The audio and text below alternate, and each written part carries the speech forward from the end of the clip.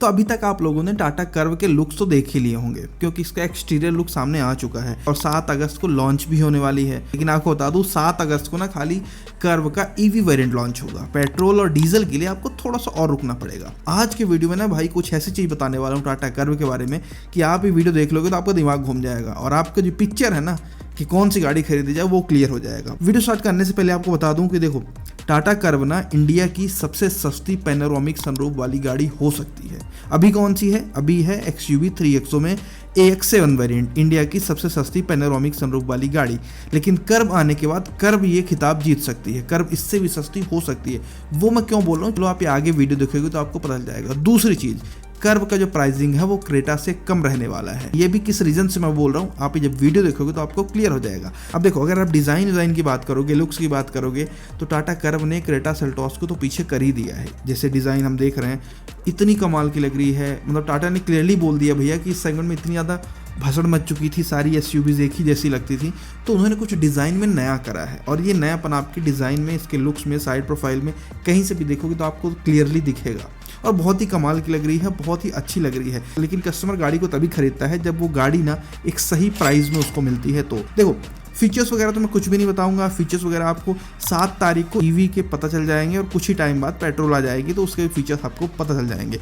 But यहाँ पे मोटा मोटा आपको बता दूं वो सारे फीचर्स मिलेंगे जो कि आपको अभी टाटा नेक्सॉन में मिलते हैं। इसके अलावा 1-2 फीचर्स एक्स्ट्रा ऐड हो जाएंगे जैसे पैनोरामिक सनरूफ और लेवल 2 का एडास। बाकी और कुछ बहुत एक्स्ट्रा फीचर्स यहाँ पे नहीं मिलने वाले हैं। लेकिन हाँ, इतनी बात तो है कि फीचर्स में ये राइवल से पीछे नहीं रहेगी। चाहे फिर आप क्रेटा को इससे राइवल करा लो, चाहे आप XUV 3XO को राइवल में करा लो। तो फीचर्स तभी डिस्कस करूंगा जब आएगी। आज आते हैं मुद्दे पे।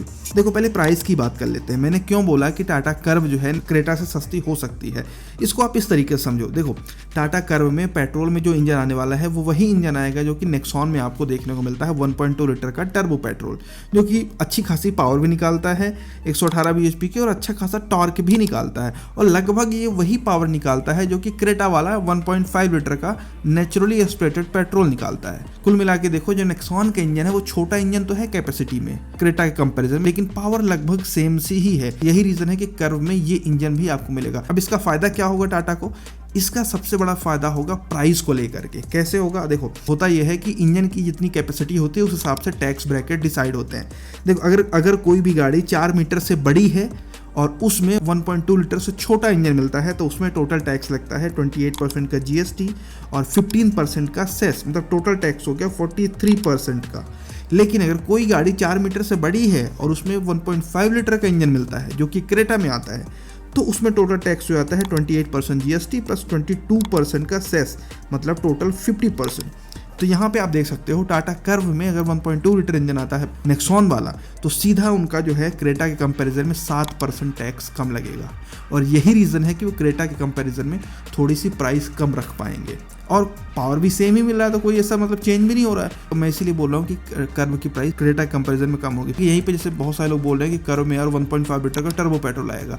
भाई टाटा ये गलती कभी नहीं करेगा कि अपने बेसिक वेरिएंट्स में या मिड वेरिएंट में 1.5 लीटर का टर्बो दे, क्योंकि अगर 1.5 लीटर का टर्बो देगा ना तो उसकी प्राइस क्रेटा से भी ज़्यादा चली जाएगी। रीज़न, पहली बात तो टैक्स ब्रैकेट बिल्कुल क्रेटा जैसा हो जाएगा और दूसरी बात वो 1.5 लीटर का टर्बो होगा।